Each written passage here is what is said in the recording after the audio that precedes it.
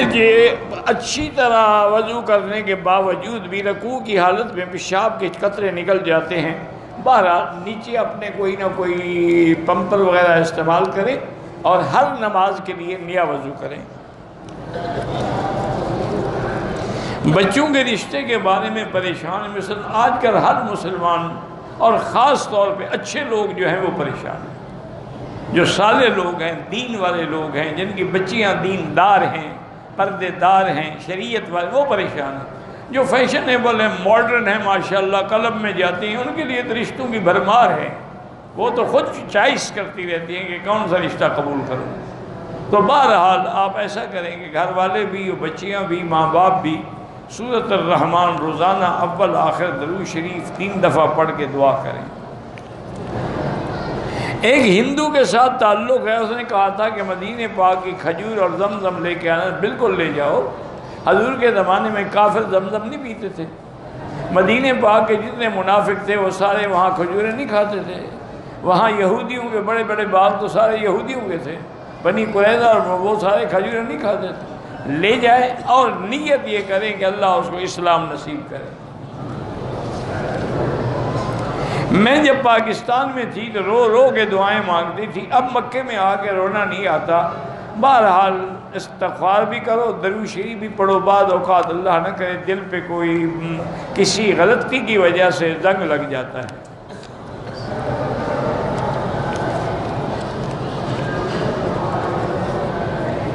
کہتے ہیں جی کہ میاں بیوی مرنے کے بعد ایک دوسرے کی میت کو کیوں نہیں دیکھ سکتے ہیں؟ چونکہ موت آ گئی نا، تعلق تو زندگی تک ہوتا ہے، اب جب پھر زندگی ملے گی اٹھنے کے بعد پھر تعلق ہو جائے گا۔ شوہر نے بیوی کو گھر سے نکال دیا، ایک بچہ ہے، اس کو تو بلاتا ہے، بیوی کو نہیں بلاتا۔ اب شوہر کے پاس جانے کے لیے بہت تڑپتی ہے، تو اللہ سے دعا کریں، 2 رکعت نماز پڑھیں اور یا لطیف ہو یا ودود ہو، یا لطیف ہو یا ودود ہو، یہ ہر تسبیح ہر نماز کے بعد پڑھ کے دعا مانگے۔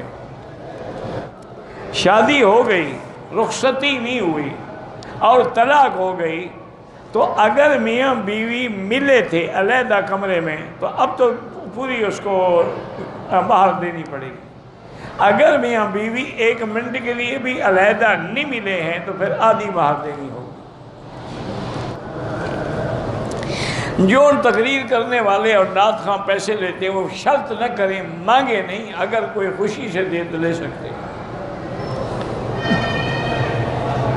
سگریٹ یا تمباکو وغیرہ کا کام کرنا جو ہے علماء نے لکھا ہے جائز نہیں ہے، چونکہ یہ مکروہ ہے اور بعض علماء کے نزدیک تو حرام ہے، اس لیے ایسے کاروبار سے بچیں جس میں شبہ ہو۔ بہرحال ایک بندے نے اپنی بیوی کو کہا کہ تم نے اپنی ماں سے بات کی تو تمہیں 3 طلاقیں۔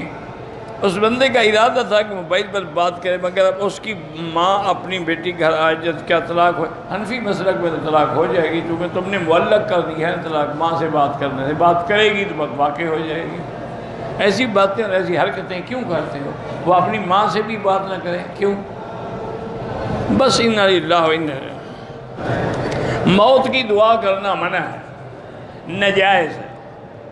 ہاں یہ کہہ سکتے ہیں کہ اللہم ان کنت تعلم ان ھذا الموت خیر لی، اگر آپ جانتے ہیں کہ میرے لیے موت بہتر ہے تو عطا فرمائے، اگر زندگی بہتر ہے تو زندگی دیں، موت مانگ نہیں سکتے کہ مجھے موت دیں۔ اگر پراپرٹی ایجنٹ کسی سے کہیں کہ فلاں پراپرٹی کے لیے تم کوئی گاہک لے آؤ تو ہم تمہیں بھی کمیشن دیں گے، تو کوئی حرج نہیں انشاءاللہ۔ مغرب کے بعد مرغا 12 بجے سے پہلے اگر سان دے دے تو اس کو ذبح کر کے کھا لو، کہ اس نے کیوں غلطی کی، تمہاری نیند خراب ہو گئی۔ عجیب بات، پہلے دے مجھ سے پوچھ کے دیتا ہے وہ تھا، میں اس کو کہوں گا آئندہ خیال کرے گا۔ میرا بیٹا ہے، نیک بھی ہے، صوم و صلات کا بھی پابند ہے، لیکن کسی نہ کسی بیماری میں مبتلا رہتا ہے اور اعلیٰ تعلیم کے باوجود روزی کا بھی کوئی ذریعہ نہیں ہے۔ ایک تو اس سے کہیں کہ سورۃ البقرہ ٹیلی فون میں فیڈ کر کے سنا کرے اور روزی کے لیے استغفار زیادہ پڑھا کرے۔ دینی خدمات میں معاوضہ لینا جائز ہے، بالکل جائز ہے۔ مدرس پڑھائے گا، تحفیظ والے قرآن پڑھائیں گے، معاوضہ جائز ہے۔ لائف انشورنس بغیر عذر کے کرانا جائز نہیں ہے۔ اگر ہاں کوئی گورنمنٹ کی پالیسی ہے، مجبوری ہے، وہ الگ بات ہے۔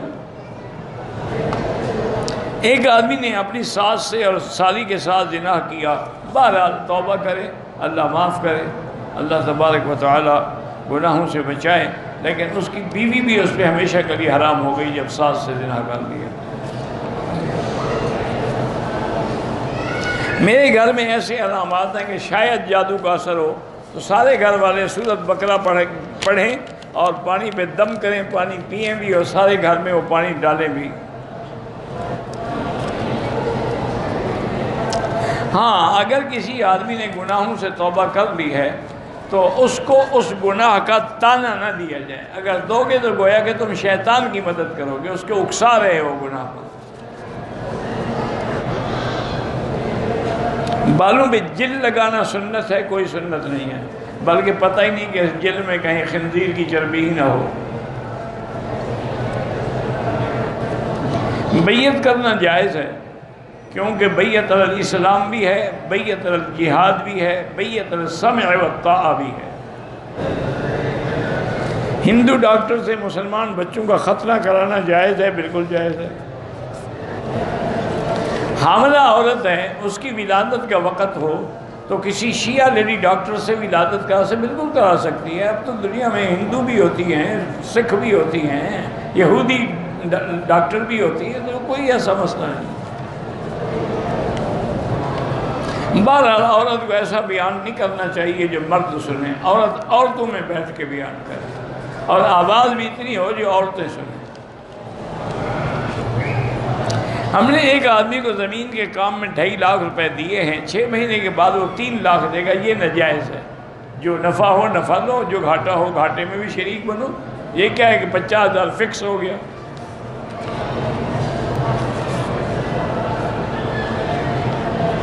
اگر کسی کو مردانہ کمزوری ہے اور اس کے پیشاب میں قطرے آتے ہیں، وہ استنجا ہی کافی ہے، وہ منی کے قطرے نہیں ہوتے، وہ مزی اور ودی ہوتی ہے۔ واللہ اعلم۔ اللہم صلی علی سیدنا محمد وعلی آل سیدنا محمد وبارک وسلم۔ اللہم انت ربی لا الہ الا انت الاحد الصمد الفرد الذی لم یلد ولم یولد ولم یکن له کفوا احد۔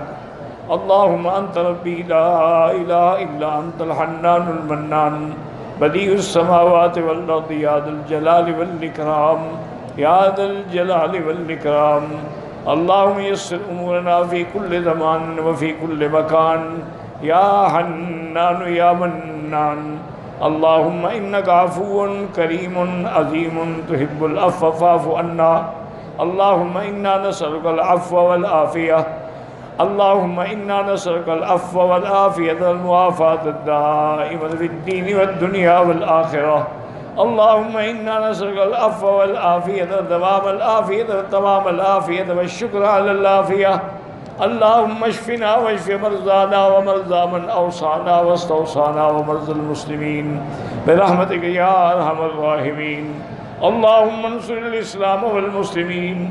اللہم احفظ سائر بلاد المسلمین هذا البلد الامین فاجعلها آمنا مطمئنا سخاء رخاء الى یوم الدین۔ یا اللہ بیماروں کو شفا عطا فرما۔ یا اللہ ہماری ظاہری باطنی روحانی جسمانی نفسانی بیماریاں دور فرما۔ یا اللہ بے حیاؤں کو حیا عطا فرما، بے اولادوں کو اولاد صالح عطا فرما، بے روزگاروں کو روزگار عطا فرما، قرض داروں کے قرض عطا فرما۔ یا اللہ جن کے گھروں میں بچیاں ہیں ان کو خیر کے رشتے نصیب فرما۔